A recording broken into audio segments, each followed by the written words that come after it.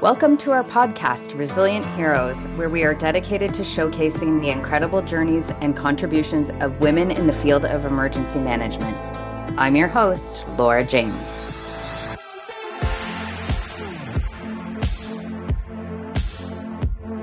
Welcome, Resilient Heroes. Thank you for joining me today. I have a really talented guest to introduce you to this afternoon. Please join me in welcoming Stephanie DeLorenzo. She is an independent emergency management consultant and an author. Welcome, Stephanie. Thanks for having me. So good to talk to you. So we're going to get right into it together and really start at the beginning of your career. So what inspired you to pursue a career in emergency management? Yeah, sure. So I started my career in the EMS field, actually. I got my EMT license when I was 18, right out of high school. And I really just had a drive to help people and do really awesome things. And so I went through that, and then I decided I wanted to get a bachelor's degree because as an EMT, you can kind of only be an EMT. And as I was going through this journey, I eventually found myself in graduate school because I couldn't make up my mind. And I pursued a degree in urban planning, which was okay. It was great. And I really liked it because I liked planning stuff and maps and all that kind of fun stuff. But while I was in grad school is when I found out about the field of emergency management. They had a really good academic program there, and this was at Florida State University. Mm-hmm. And they also had a student organization that you could join, the International Association of Emergency Managers, student chapter at the school. And so I was just perusing one day on their website or on the Florida State University website to figure out what kind of extracurriculars I could get into. And then this organization popped up, and I was like, oh my goodness, what is this? This looks really cool. So I just showed up to the meeting one day, and I learned, that was literally the first time I learned about emergency management, was going to this meeting. And I was like, wait, you can kind of combine like being an EMT and having that EMT brain with like urban planning, and it's this field called emergency management. So that's kind of what inspired me, was just learning about it in a really weird way. And I know a lot of other people kind of stumble into the field as well. It's true. I think almost all of our resilient heroes so far have found their path to emergency management, but started out in a different, vertical. So you're no different from all the other heroes out there. Right? Yeah, it's absolutely crazy, because I didn't grow up thinking I want to be an emergency manager, because I didn't know it existed. Like, I knew that hurricanes were a thing, and I knew that FEMA was kind of a thing. And I actually grew up in an area that had hurricanes in South Carolina. But I didn't know it was like a whole field. It just like did not come to fruition in my head. And I think a lot of people are the same way, that they didn't even know about it until they were well into their adult life. I would agree with that 100%. So once you found yourself, finished school, what was your first sort of journey into emergency management? How did you get into the field? Yeah, sure. So grad school was really great because I was able to kind of get some experience while I was there. And that was really, really helpful. And, I give a lot of credit to my time in grad school and in my emergency management program, because while I was there, I was able to get internships. I was able to go to different exercises and learn about exercises. I was able to take even things like ICS 300 in grad school. And so I kind of had like a little bit of a jump start from other people, I feel like. Just from my experience there. So when I was graduating, it was kind of a matter of like, honestly, just picking whatever job I can get at that point. Right. So it was great that I had some experience, but I applied to all sorts of different stuff because I just wanted to dip my toes into the field and figure out where to go. But the job that I got was actually with the Red Cross, and it was a fantastic first job, I think. It was a great step into the field, and it was with a local chapter in South Carolina, which is where I'm from. And it was just a great introduction to the field because I was able to kind of put to test what I had learned in grad school, like kind of right off the bat. So it wasn't like a typical emergency management role. Like, it wasn't local government, it wasn't FEMA, but it was the Red Cross. NGO. Yeah, it was an NGO. And the Red Cross does their own type of emergency management. And so it was actually a really great start to my career. And I got to go to a lot of disasters with that role. I got to also be a leader, an actual manager, an emergency manager. I was able to manage volunteers. Honestly, I still can't believe they gave me that job right out of grad school in my mid-20s, which is crazy. So that was my first step. And was there a particular emergency management response that sticks in your mind from that time? Is there one that was your favorite or one that stays with you and you think about often? I think we all kind of have those particular responses that stay with us. I would say yes, and it's actually after I had left the Red Cross as a full-time employee, but I stayed on as a volunteer for a few years after I left, after I moved up to DC, which is where I went after my time with the Red Cross as an employee. So I stayed on as a volunteer, and I would say my absolute favorite disaster, which is so weird to say, was my Hurricane Harvey deployment. I was in Corpus Christi, Texas with the Red Cross as a volunteer. And as a volunteer, I wasn't being paid. And I actually had to take 2 weeks without pay from my job because I just felt so strongly about going. I remembered seeing the pictures from Hurricane Harvey, and specifically the one photo that sparked me to go. And I was like, oh, I will get fired. I must go because I saw this photo, which was, it was a photo inside of a nursing home in, I guess it must have been Houston. And there were literal old people who had water up to their chest, and they were just sitting in their sitting location in the nursing home with water up to their chest. And I was like, how did nobody evacuate these people? Why is this happening? Why is this happening? And they were still like, you could tell that they were struggling and they were trying to go about their lives. Like somebody was like knitting in the photograph, but I was like, this is an atrocity. Like, how did this happen?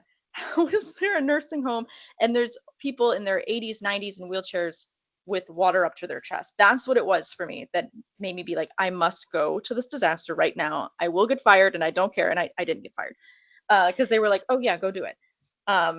Amazing. I took 2 weeks without pay just to go. And I was like, I must. And it ended up also being just a really great experience for me as well. I love that. And did you take your own pictures while you were there? So I haven't asked anyone this, but I find this myself. I don't have a lot of photo evidence of myself, and I'm wondering if that's just me or if that's the broader Resilient Heroes network, that there aren't a lot of pictures of us.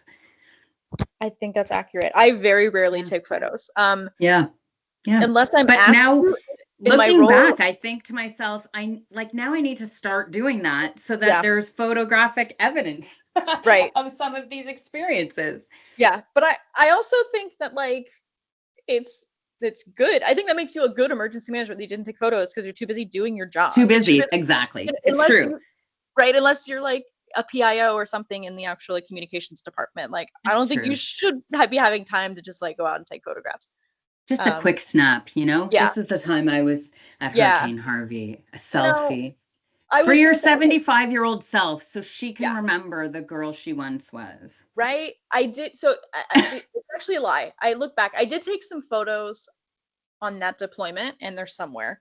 But it wasn't of the disaster. Like, so when I deployed for that role, I was the planning section chief for a division. And so we were in Corpus Christi, Texas, which is, I think, where the hurricane had actually landed. So I was the planning section chief for the Red Cross in that role. And so I very, very rarely left our incident command post or whatever they call it. I forgot what they call it. So the photos that I took were actually of the incident command post. And then also we were staying upstairs of this, I think it was like a church or like a community center or something. We were staying and working and eating in this random facility. Same facility. Yeah. So we would go downstairs and they're in like the gym or whatever. And that's where the food would be. And then we'd have breakout rooms, but upstairs in the attic is literally where they had these staff cots upstairs. And so I was like, I gotta at least document this because this is just to show people it's not a glamorous lifestyle, but this is kind of how we're living here.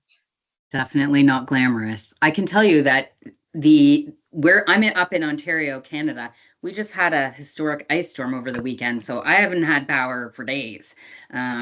So, I like to rough it too. Yeah. I actually think I'm surviving better than some of my neighbors because, I'm kind of used to not being able to shower every day and that kind of Right. thing. Yeah. I also want to highlight that when you went to DC, you did end up finding a position with FEMA. Eventually, yeah. So tell Yeah. us a little bit about that. Yeah, it was a circuitous journey. So I was with them for about a year. Again, it was a great time. I learned a lot. It was a great kind of first job right out of grad school. They kind of threw me to the wolves. From there, I moved up to DC to go into the consulting world, where I focused mostly on exercises and a little Okay. bit of planning stuff. And so I had clients of all different industries. So anything from federal, local, private sector, kind of all over the place. And I jumped around different consulting gigs for a while because they're so plentiful in DC, frankly. Mm-hmm. But I really hated consulting. I really like that type of consulting. I Tell us really, really, why. yeah. Oh, gladly. No, nothing against anybody on here who's a consultant at all. Because you do a lot of really good work, but it's too for profit, and I'm just such a public servant by virtue of who I am. And so it was very much always like they were focused on business development, and you always had to like dress up in like a really nice suit and stuff and like Mm-hmm. impress your clients, and they're always talking about you need to be utilized all the time. Are you utilized? That basically means like, are you billing? You have enough billable hours? And Yeah, every minute. I just hated the whole thing, personally. And I would say mostly it's because I wasn't as close to the community as I wanted to. Everybody that we were serving weren't disaster survivors. They were clients who were either federal Yeah, employees, federal agencies, or local governments or something like that. So I was just a few too many degrees away from helping the community. from reality. Yeah. And I wanted to be, right? And so Yeah. just wasn't for me. But my God, it took me so long to get out of consulting. I was like, come on, somebody. And so Pick from me, there, choose me. yeah, right. So from there, actually, blessing in disguise, I got laid off from my last consulting gig. So I didn't even have to choose to leave. They forced me out because consulting is the Wild West. So I got laid off, and then it ended up being a blessing in disguise because that opened my doors to go work for FEMA headquarters because I was already in the DC area. I kind of knew the area pretty well, and Mhm. I had the time now that I'm laid off to apply and like understand the application process for federal jobs, and so made my way to FEMA headquarters for 3.5 years. Which is sort of a job in itself, the application process, Oh my from what God, I yes, understand. yeah. Okay. We're going to get into that in a moment. So I want to talk about your particular journey. And I know, and you've sort of highlighted, you started out in NGOs, you went to consulting, you ended up at FEMA, and then I know you went to Homeland Security from there. And I want to ask you, because you've really kind of run the gamut of options, what were some of the biggest obstacles that you faced in as and I hate to say this, but being a woman in the field, and how did you navigate that? And I'm going to add an additional question to that for you to think about. I know people love when I do this. So now that's a 3-part question. Oh, okay. I'll remember them. Hopefully, go on. I got it. I think I got it. Are those obstacles different from the field, inside the yellow tape to an office environment to a government environment? Or do you feel that, some of those challenges are just indicative of some, gender-based bias or obstacles that we face as a gender? Yeah. Wow, these are loaded questions, but I'm gonna They try to tackle. are. Yeah, I'll try to tackle them. So first of all, yes, I did move around a lot, and it's been what 10 years since I officially Mm-hmm. entered the field. I guess 12 if you're counting my 2 years in grad school, but it's been 10 years since being a full-time employee in the emergency management field. Because I moved around so much, I mean, I will say a lot of the obstacles were kind of self-inflicted. Just because I was such a job hopper in a lot of ways. I moved, year here, 2 years here, year and a half here, 2.5 years Yeah. here. So a lot of it was a little bit self-inflicted. And what I mean by that is I though I was able to move around to different organizations and different sectors and everything and get a really great perspective of all angles of emergency management, I wasn't able to move up as much as I wanted to, right? Mm-hmm. Like I was kind of doing a lot of lateral moves, and I don't actually, I know it's not because I'm a woman. I think just by virtue of me being a job hopper was I Right. felt very stagnated, and that did frustrate me. And it frustrated me because I did it to myself in a certain way. I wasn't able to stick somewhere for long enough to, prove my worth. And then like, oh, they're going to promote me to like a manager or like something like that. Right. So, but once I got into some places, especially areas that I did see myself staying around a long time, and I won't name places, but We don't have to name them. I won't. I had great employers in the past. I had some not so great ones, but yes, once I got into places and I thought maybe I would stick around for a while, some reasons that I did leave and go to a different lateral job is because I didn't see a way to advance, right? So it's kind of like a double-edged sword. There were a couple of organizations, especially later in my career, when I understood kind of what it's like to be in the working world, Hmm. that one, I didn't see a lot of women in leadership roles to begin with. So I was like, oh, okay, well, nobody's really done it. Yeah. Some places were, but a lot of places I'm like, okay, like you're a man, my boss is a man, and his boss is a man. Okay. Oh, well, his boss is a Hmm. woman, but also that woman has worked here for 20 years. 20 And years.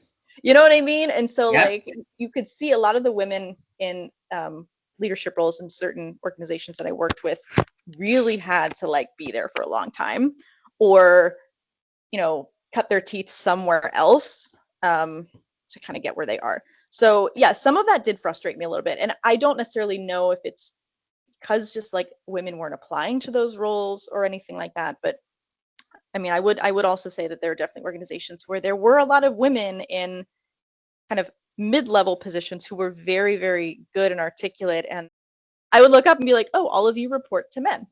Okay. And so that frustrated me a little bit. And so later in my career, as I still kept moving around, I would look for places that I would see women in leadership roles, right? I would get more, Yes. I would be attracted to more of those roles and organizations, as opposed to just like, oh, this position looks really cool on paper. Like some of them, I'm like, I applied to them because they just sounded cool on paper and they were cool sounding.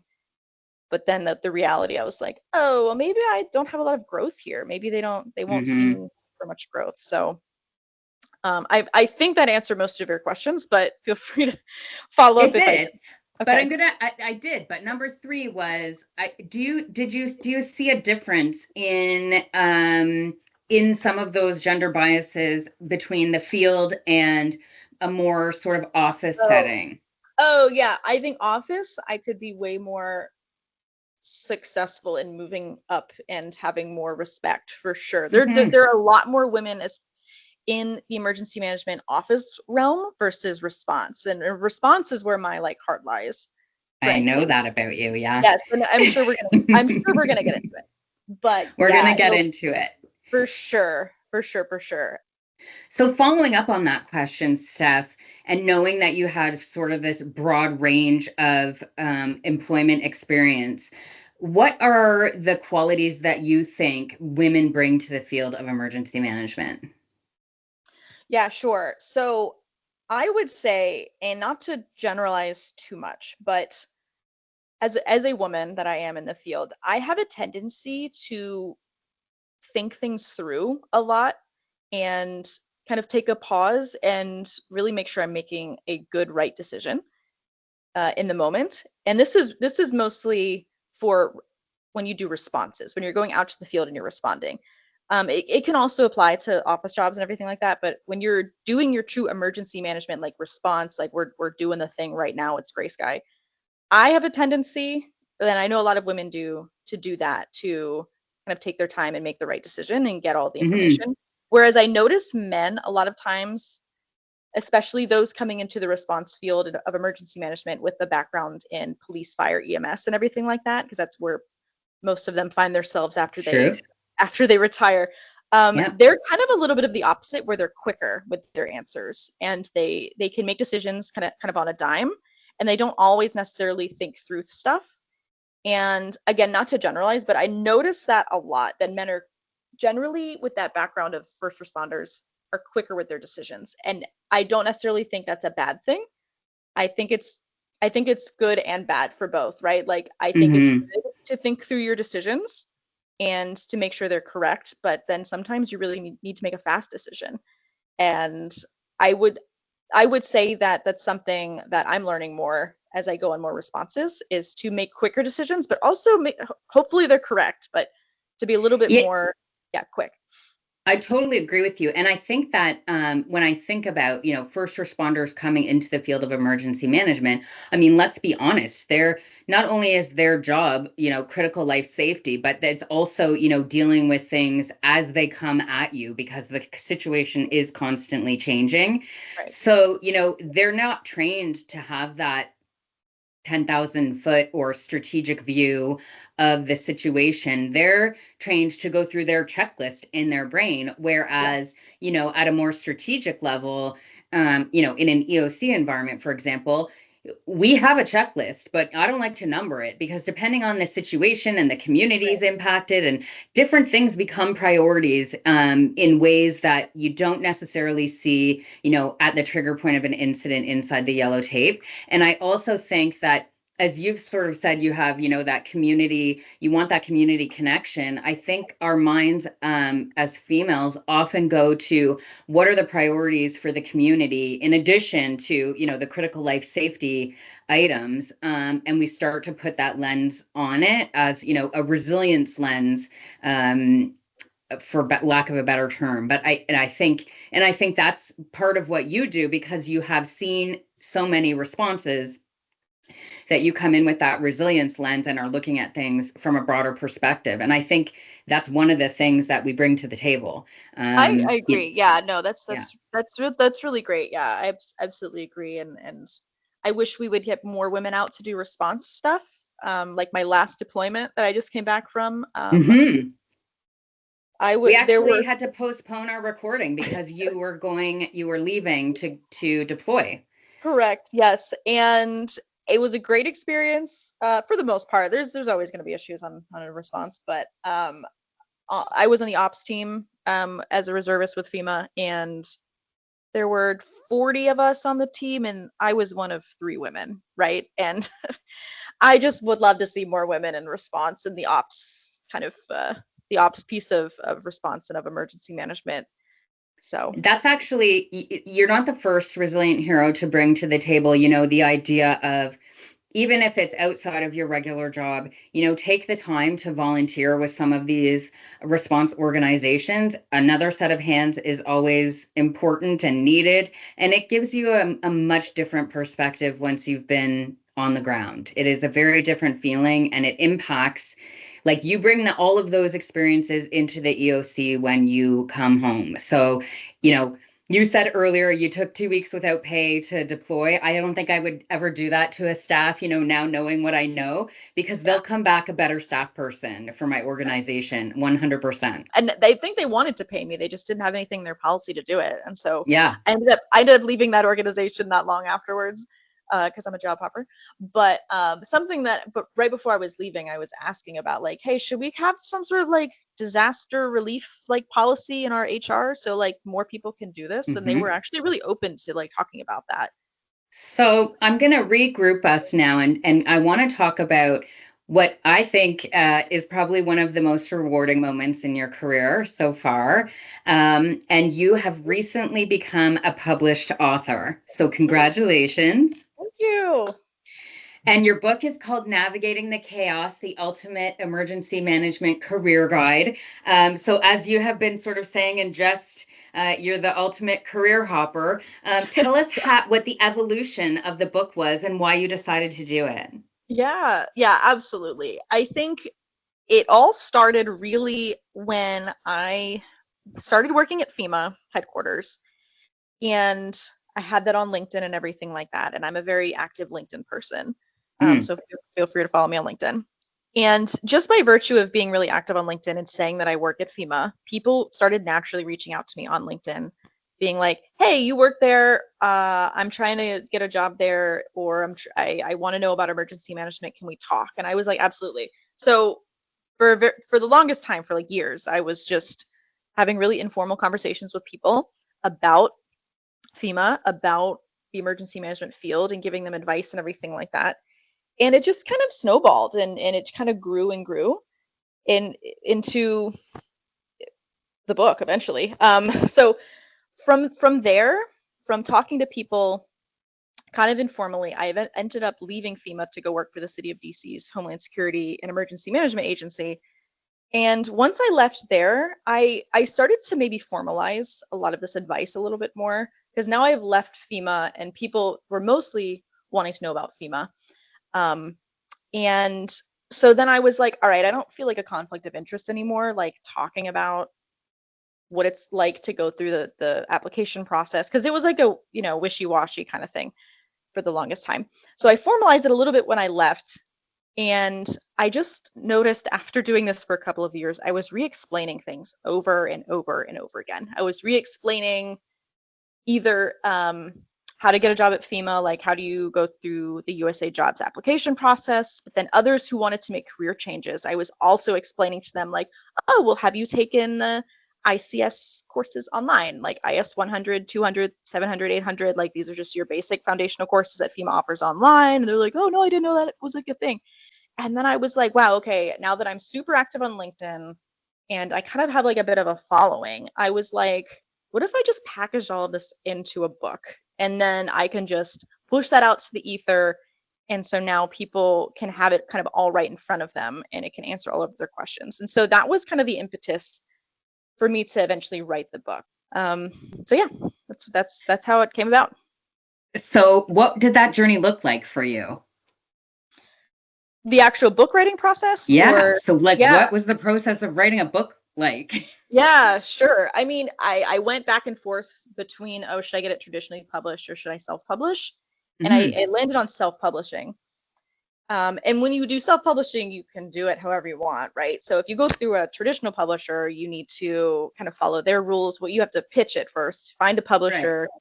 And then once you're with the publisher, then you like sign a contract, and then it's just a little bit more, I don't know, stringent and controlled, I guess. But the other thing is that if you go through a traditional publisher, you generally want to be in bookstores and you want to like get the book in front of a large mass of different people. And I didn't, right? Like I was like, I don't think this book needs to be in a bookstore.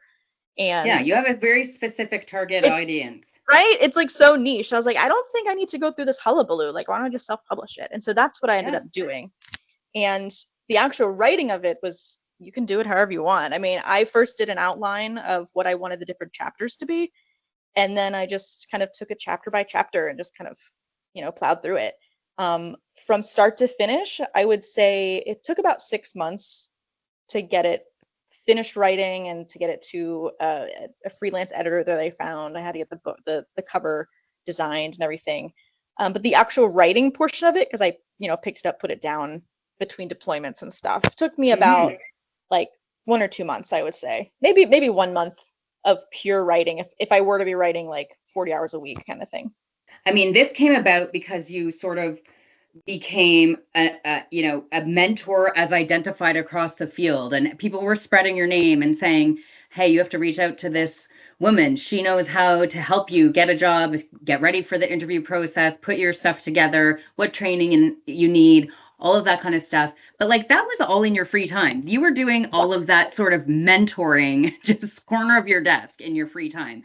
Yeah. So that's kind of crazy. And because it was chunking up so much of your life and it was so much repeat, you were like, I'm going to write a book. And then you did. I mean, that alone is an amazing feat to recognize for yourself.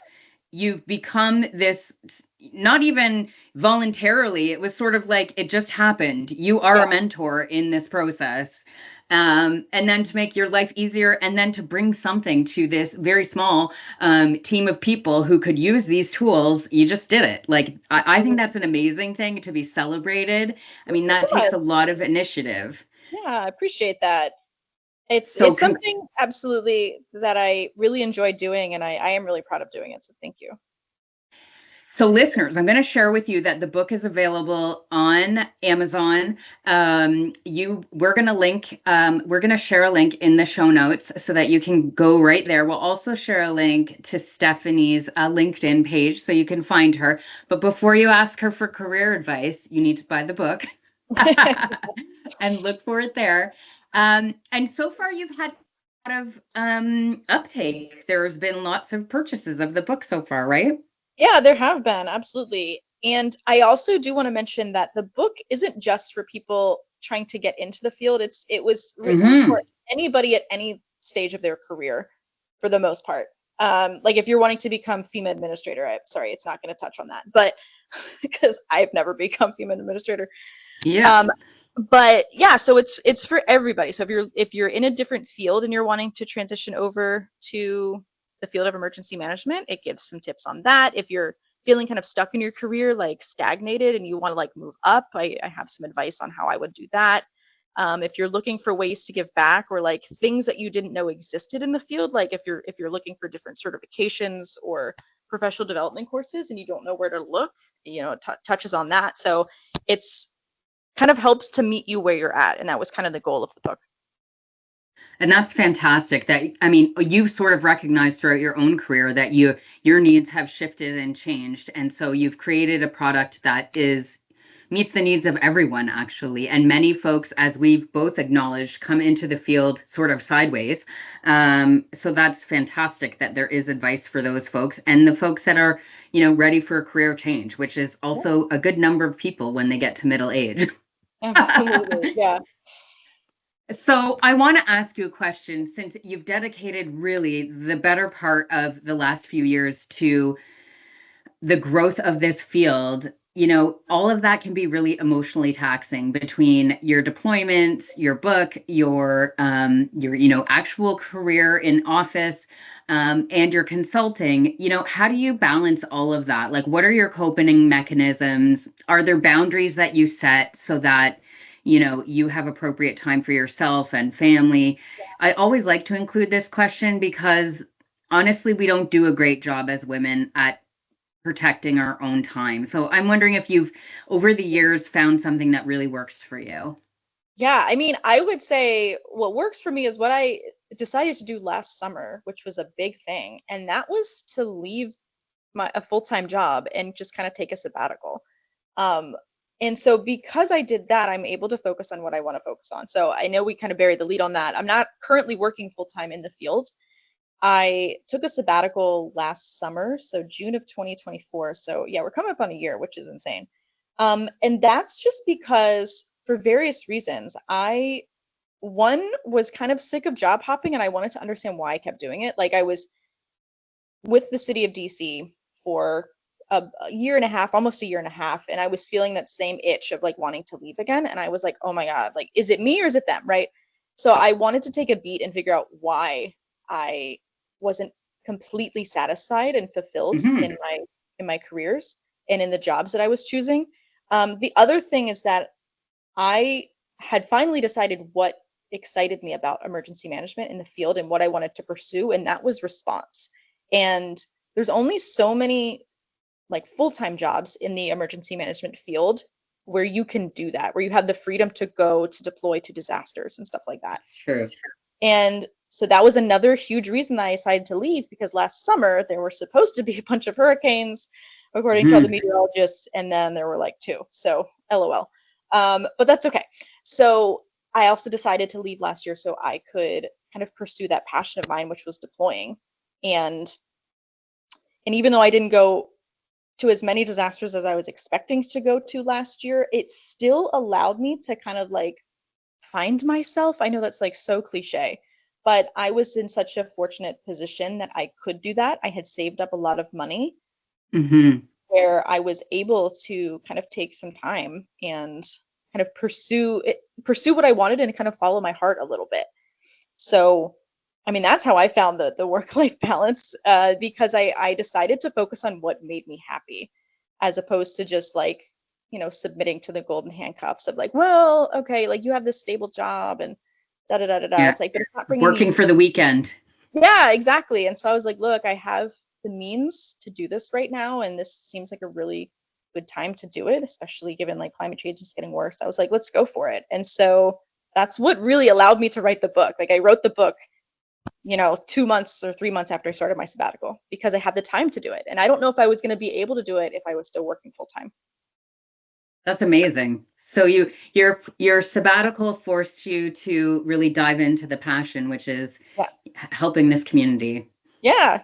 Deploying, helping the community, just kind of letting my creativity fly and not be stifled. And I think that's something else that I learned about myself when I left, is every time I worked like a full-time, typical 9 to 5, 5-day-a-week job, I was feeling stifled because I wanted to go do stuff. I had like, we called them, my wife and I, my therapist and I call them like my butterflies. I want to follow my butterflies. And it was hard to do that when my current job was telling me like, no, I need you to focus on these things. I'm like, well, I don't want to focus on those things. I want to focus on other things. So I just have been letting the last, 9 months, almost a year, kind of letting myself follow my butterflies. And it's been really freeing, honestly, and really great.